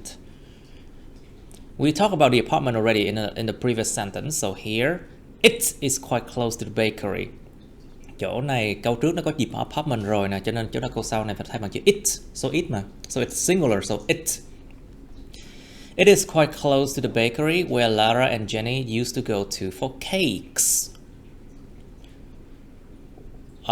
So here Jackson and I, so basically why here Jackson, Lara and Jenny here I can change to we because well, probably they are friends with each other. So Lara and Jenny, if you look at the title of this email, you can see Lara and Jenny are the two people who write to each other now. So they know each other, so we should change this one to we. Nếu các bạn nhìn vào cái tiêu đề của cái email, các bạn sẽ thấy được Lara chính là cô này và Jenny chính là cô này. Cho nên là hai người biết nhau đấy, cho nên là where we used to go for cakes, nơi mà chúng ta đã từng đi đến đó để mua cái bánh ăn. So it is quite close to the bakery where we used to go for cakes. So here Jackson and I here, if you change this one to we again, it would be confusing because before here Lara and Jenny we already changed to we. So there could be a confusion. The second reason is that it's far away from Jackson and I here. So that's why here we keep Jackson and I. Cái chỗ Jackson and I chỗ này mình giữ nguyên, tại vì sao? Nó xa cái chữ Jackson and I cuối cùng mà mình gặp. Và trên đây Lara and Jenny mình đã biến thành chữ we rồi. Cho nên chỗ này nếu mà thay chữ we nữa nó sẽ gây hiểu lầm. Cho nên chỗ này giữ nguyên Jackson and I. So here Jackson and I were also classmate too. So he will graduate at the same time as I do. He will graduate at the same time as I do. Not me, okay? Just I do. Will graduate at the same time as I do. Okay, so here the book is correct, but I think there's something here. Okay, never mind that. Don't worry about it. Okay, how's life been, Jenny? Cuộc sống của Jenny sao rồi? I hope you will be able to visit me soon because I want to introduce you to a friend of mine, Jackson. Tôi hy vọng là chị sẽ có thể viếng thăm tôi sớm thôi, bởi vì tôi muốn giới thiệu bạn hoặc là chị với một người bạn của tôi tên là Jackson. He is my housemate and we have been living together for 2 years in a row in a new apartment. Living together for 2 years in a row. 2 năm liên tiếp. 2 years in a row means like there's no like 2 years like 2021, 2022. There's no gap in between. For example, 2 cái năm mà kế cạnh nhau không có khoảng trống ở giữa, ví dụ 2001, 2002 chẳng hạn. Chúng tôi ảnh là bạn cùng nhà của tôi và chúng tôi đã sống cùng nhau 2 năm cùng nhau liên tiếp trong một cái căn hộ mới. It is quite close to the bakery. Nó khá gần với cái bakery, khá gần cái tiệm bánh. Where we used to go for cakes, nơi mà chúng ta từng đến mua bánh. Jackson and I are also classmates too, so he will graduate at the same time as I do. Jackson và tôi cũng là bạn cùng lớp nữa, cho nên là ảnh sẽ tốt nghiệp cùng thời điểm như là tôi. Okay, let's continue here. Last week, I went to the supermarket to buy food and I met Susan. Do you remember her? Because here we mentioned the name Susan already. So, and Susan here acts as an object in this question. Do you remember Susan? So here, object, pronouns. So you should use the word her. Cái chỗ này Susan nó bị nhắc lại, nhưng mà trong cái trường hợp này Susan á, nó đóng vai trò là object trong ngữ của cái câu hỏi Do you remember Susan? Cho nên là object personal pronouns phải thay bằng chữ her. Do you remember her? You see. And then in the next sentence, Susan here acts as a subject. So you should change to she. Câu tiếp theo, cái chữ Susan này nó đóng vai trò chủ ngữ, cho nên phải thay bằng là chữ she mới đúng. She is still in this girl. Of course, we're talking about the same Susan. So it's her third year of study. Possessive. Chỗ này là this girl, cô gái này, tức là mình vẫn đang nói về Susan. Và cái năm thứ 3 học của cổ nó là sở hữu, cho nên phải là her. It's still in her third year of study. And she will probably graduate next year. And guess what? She broke up with her boyfriend a few months ago because her boyfriend is the man. Is basically, you can change it with he, because here her boyfriend of course is a man, so the man you change to he. Cái chỗ her boyfriend này đương nhiên là một người đàn ông rồi, cho nên phải thay bằng chữ he. Trong câu này, he caught her cheating with another guy. Oh dear, that must have been so embarrassing and terrible for both of them. Both of them. Because here you don't want to repeat the word Susan and boyfriend again. So it's just them, both of them. Cả hai họ, both of them. Mình không muốn lặp lại hai cái chữ này, mình dùng chữ them. Both of them. I hope Susan she will learn her lesson and choose a new partner carefully so she won't feel the need to cheat next time. Okay, last week I went to the supermarket to buy food and I met Susan. Do you remember her? Tuần rồi tôi đến siêu thị để mà mua thức ăn và tôi gặp Susan. Chị có nhớ Susan không? Chị có nhớ cổ không? She is still in her third year of study and she will probably graduate next year. Cổ vẫn đang ở cái năm học thứ 3 của cổ. Và cô này sẽ chắc kiểu gì cũng sẽ tốt nghiệp năm sau.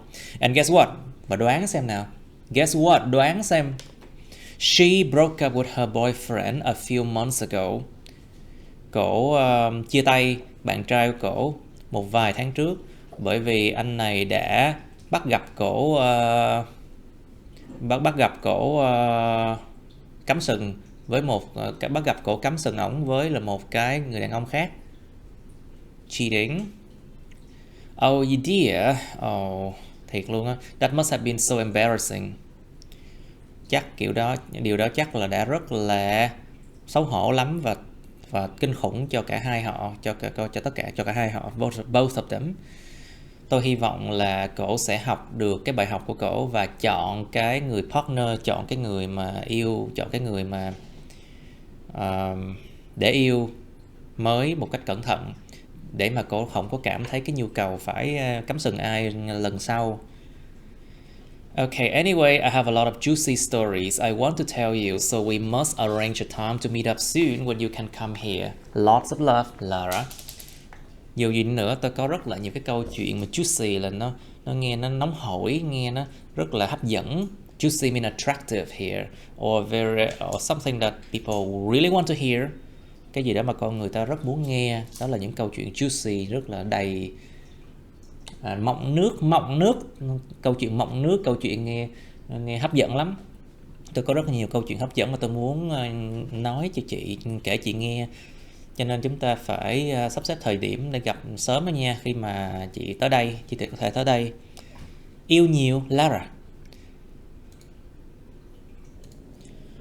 Alright, so let's come to 1.11. You have to fill in the gaps with a suitable pronouns, including the special cases of it or their.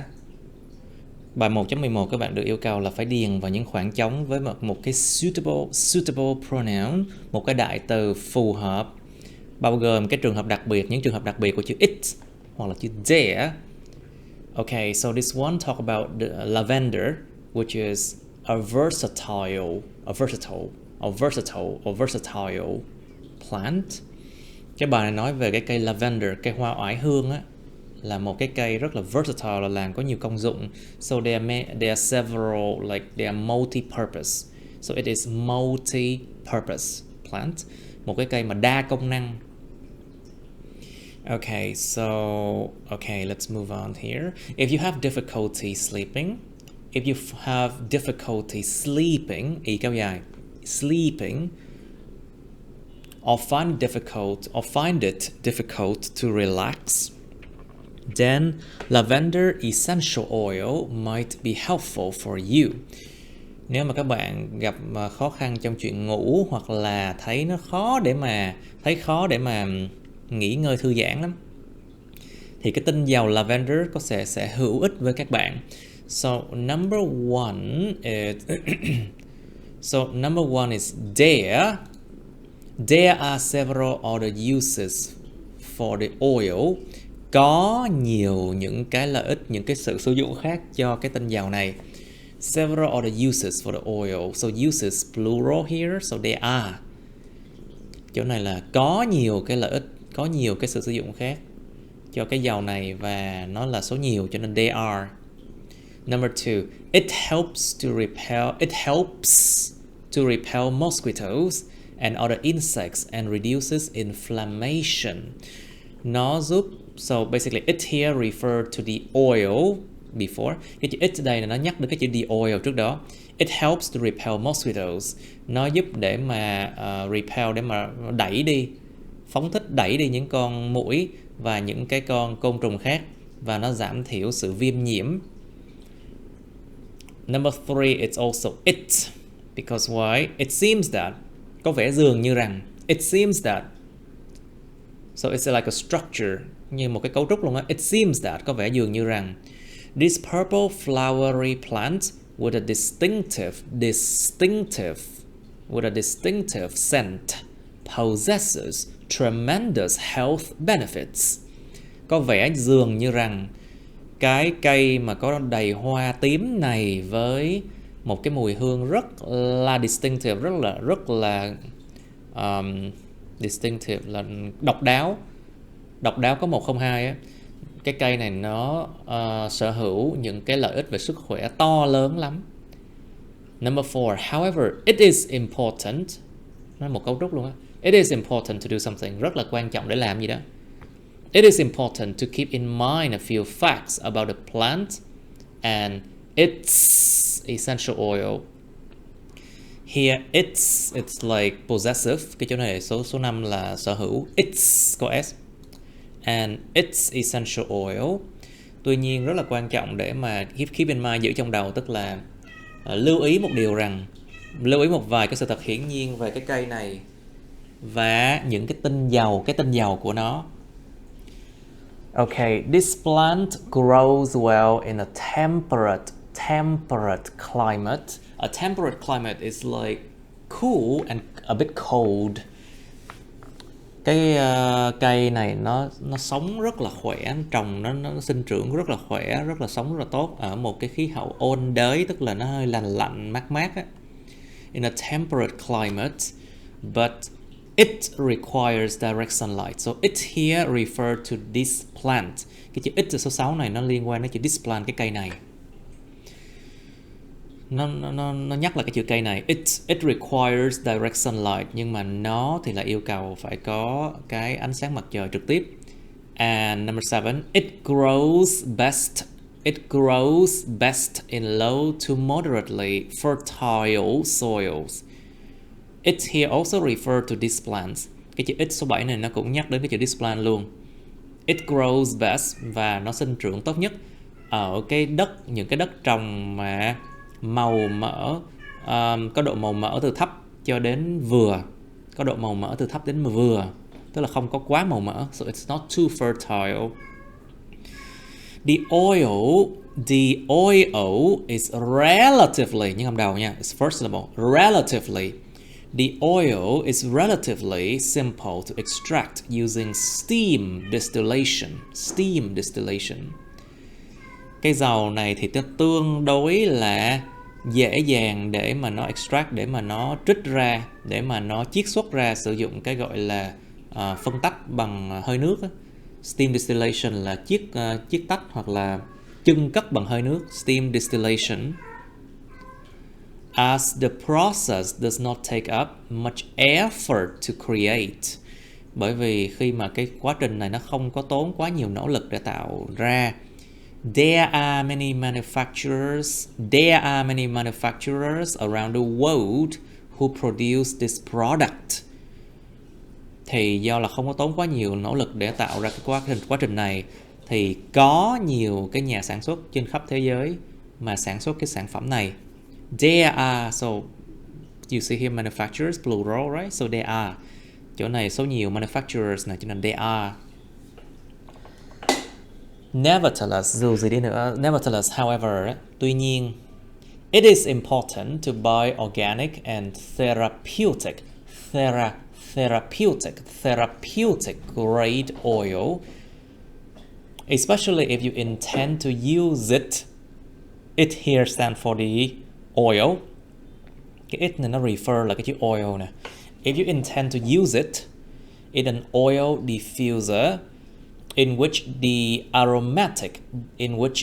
aromatic scent is much more potent.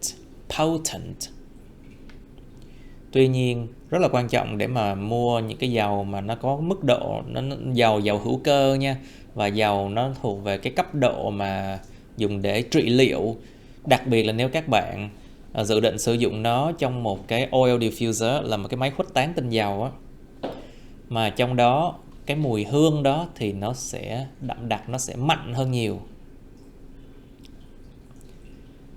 Lavender is one of the safest oils for children.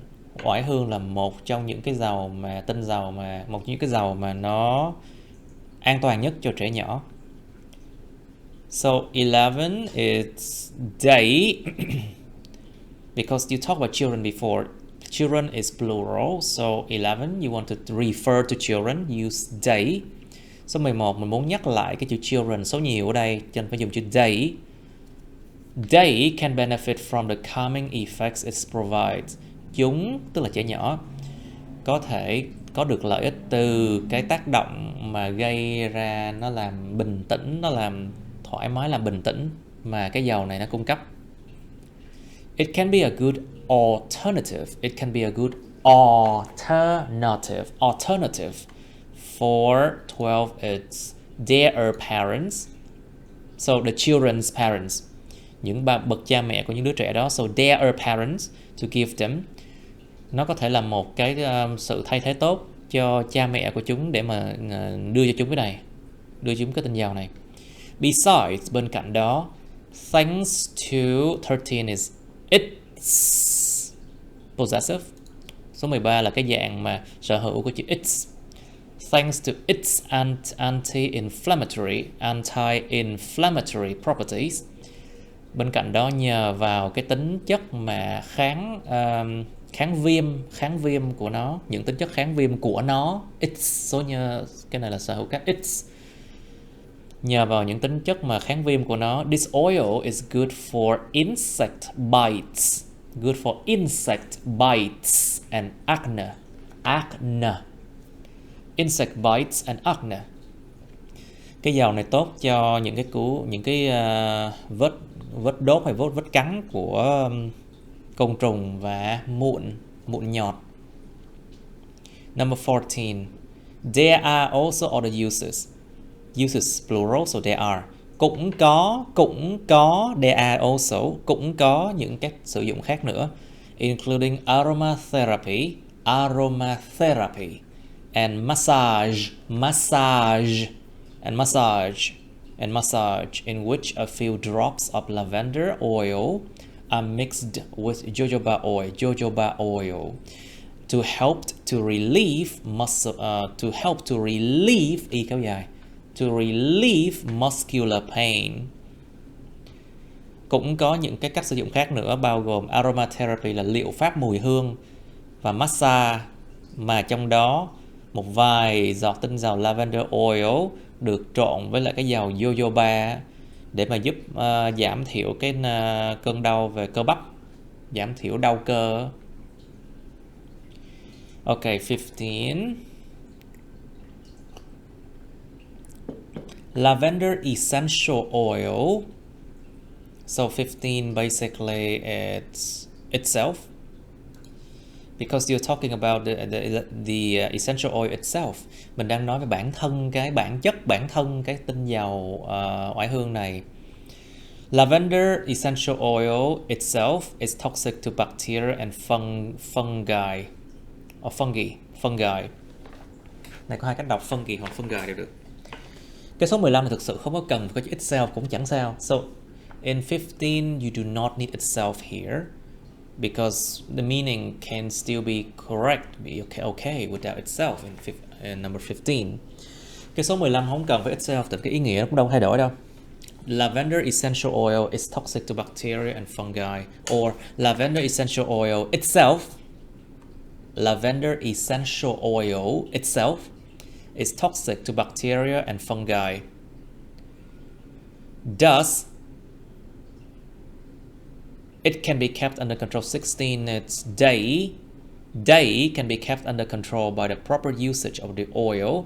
So 16 day here refer to bacteria and fungi, which are all in plural form. So you use day. Số 16 là nó nhắc đến mấy cái con vi khuẩn và con nấm, cho nên là số nhiều, nó là số nhiều mà sẵn rồi, cho nên là day nha. Thus day can be kept under control by the proper usage of the oil. Cái tinh dầu oải hương thì là nó độc hại đối với vi khuẩn và nấm mốc. Vì thế chúng có thể được giữ bên dưới sự kiểm soát, có thể được kiểm soát bởi cái sự sử dụng phù hợp, cái sự sử dụng đúng đắn của cái dầu này. Also 17, there have been reports of lavender being used in shampoos and hand creams to help fight fungal infections. To help fight fungal infections. Và cũng có, đã từng có, từ trước đến giờ đã từng có những cái report, những cái bài tường thuật về tinh dầu, về cái oải hương được sử dụng trong những cái shampoos là dầu gội đầu, và hand creams, và kem dưỡng da tay á, để giúp chống lại, để giúp đánh lại cái chuyện mà nhiễm nấm, fungal infection, nhiễm nấm. Number 18. So number 18 basically it seems to be quite effective in healing minor wounds as well. So it here at number 18 referred to lavender that has been said before. Có số 18 là cái chữ it này á, nó nhắc lại cái chữ lavender được nói đến trước đó. It seems to be quite effective in healing minor wounds as well. Nó dường như là khá hiệu quả trong chuyện mà healing, trong chuyện mà làm hồi phục những cái vết thương nhỏ nữa. Okay, however, lavender is not a cure.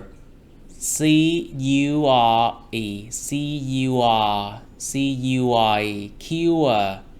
Lavender is not a cure at all oil, as it is not a medicine. Therefore, its, with S, possessive, its ability and potency to treat diseases cannot be compared to prescription drugs. Prescription drugs. So, số 19 nó là sở hữu cái sở hữu its. So 18 is its. Tuy nhiên, oải hương không phải là một cái dầu mà chữa được tất cả, bởi vì nó không phải là thuốc. Vì thế cái tính mà cái khả năng của nó và cái độ mạnh yếu của nó để mà chữa những căn bệnh á, thì không thể nào được so sánh với cái thuốc mà được kê đơn được.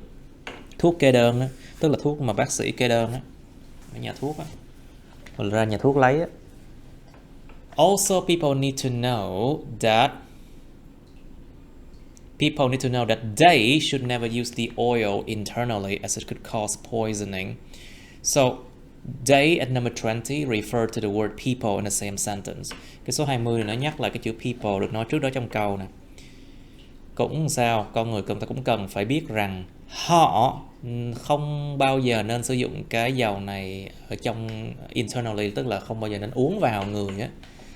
You never use the oil internally means like they should not ingest or drink it into their body. So externally means outside. They can use on the skin or the hair or anywhere else outside of the body.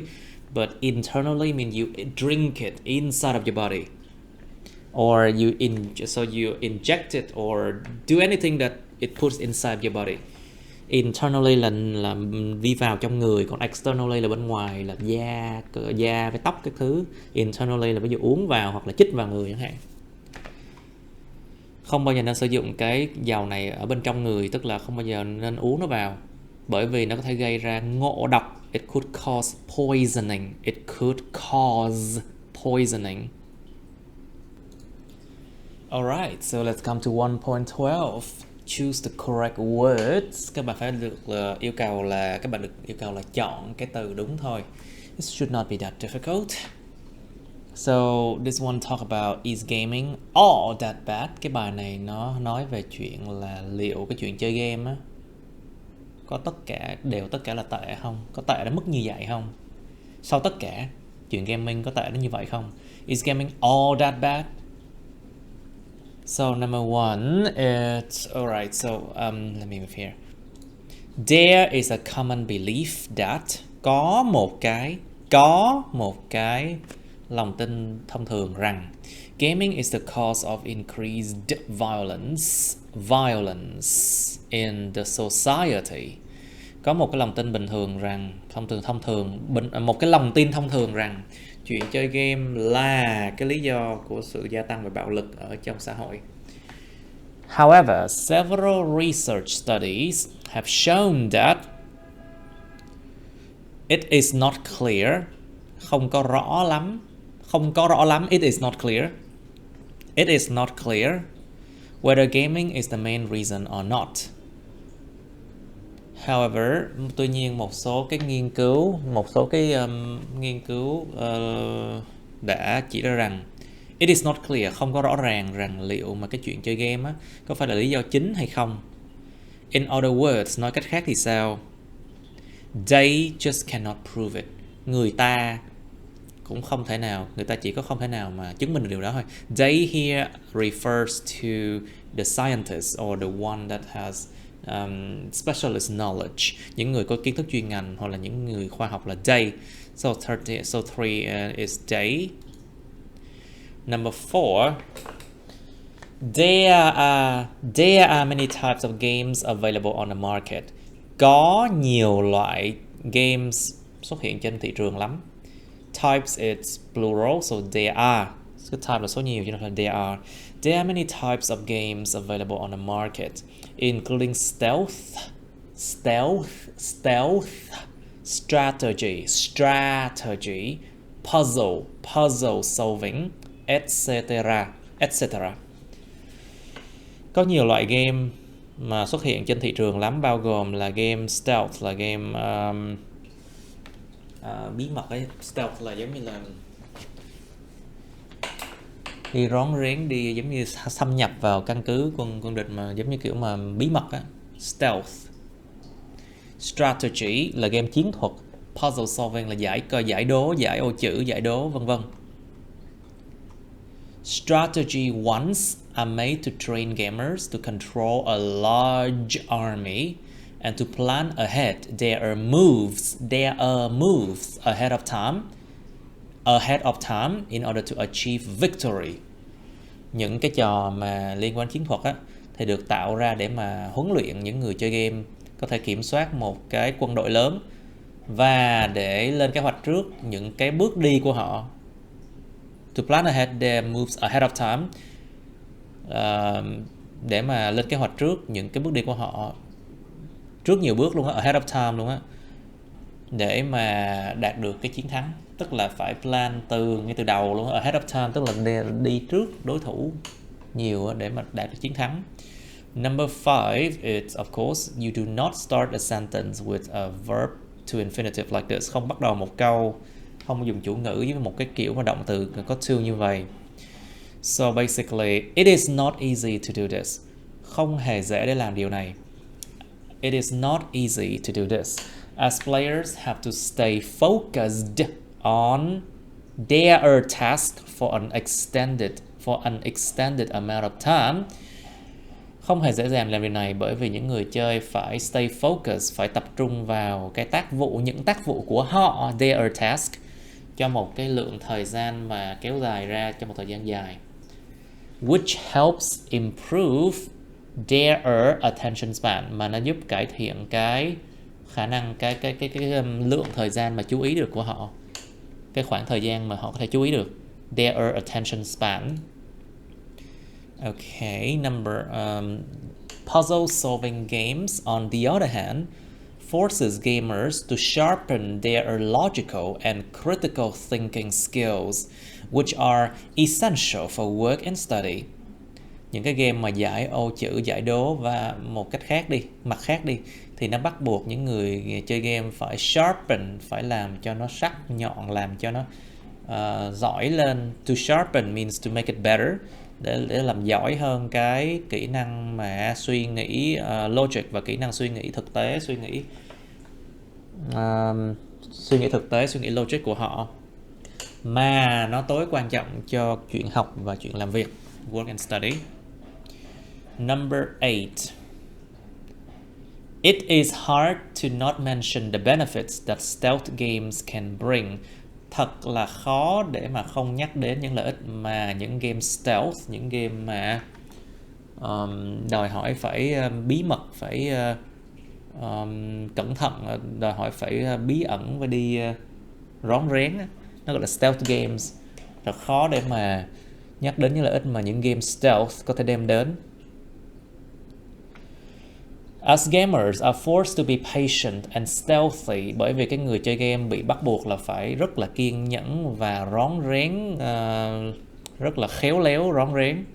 In order to not be detected by the enemies in those games, để mà không có bị phát hiện bởi những kẻ thù trong những cái trò chơi đó. Number 9. Also, it is important for gamers to be perceptive as well as logical in those games.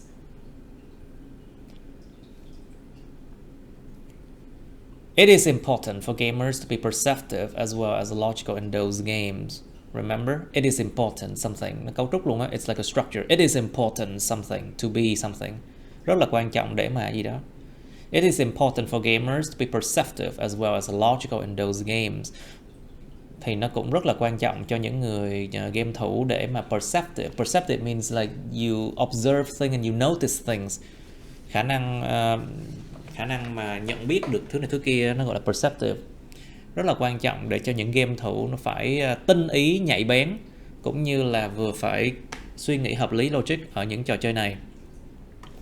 Thus, only a small number of players can play stealth games for a long period of time. Vì thế chỉ có một lượng người chơi nhỏ thôi có thể chơi những game stealth trong một thời gian dài, trong một khoảng thời gian dài. So, why do games or gaming acquire a bad name? To acquire a bad name means that people think very badly about them, and it's sometimes it's not true, but sometimes it's true too. Có được một cái tên xấu, một cái danh tiếng xấu, tức là làm sao? Tự nhiên bị dính thị phi, bị dính phốt, giống như tự nhiên mà người ta nghĩ xấu về nó.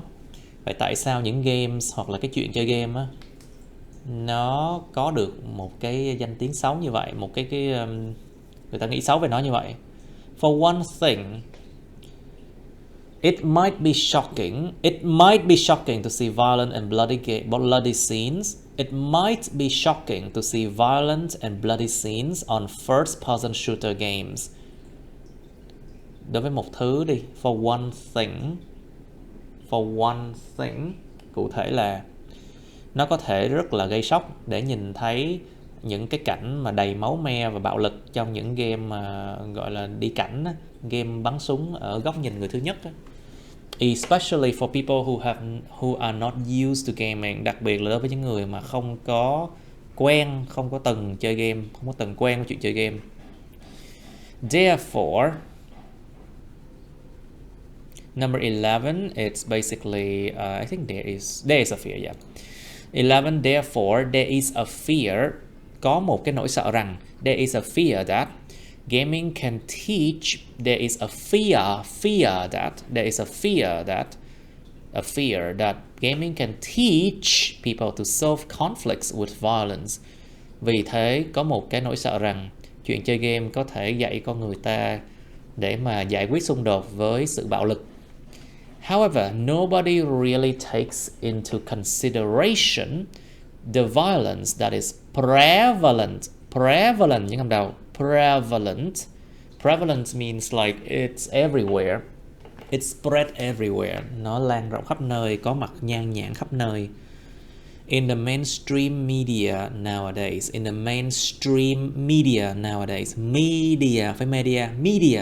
in the mainstream media nowadays.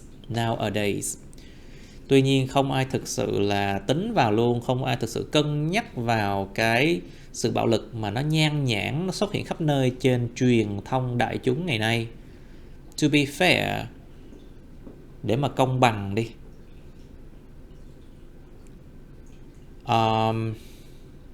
To be fair, I think number 12 is it. Yeah, it plays a potentially more significant role in the increase, this is a noun, danh từ, the increase of violence in society than gaming does.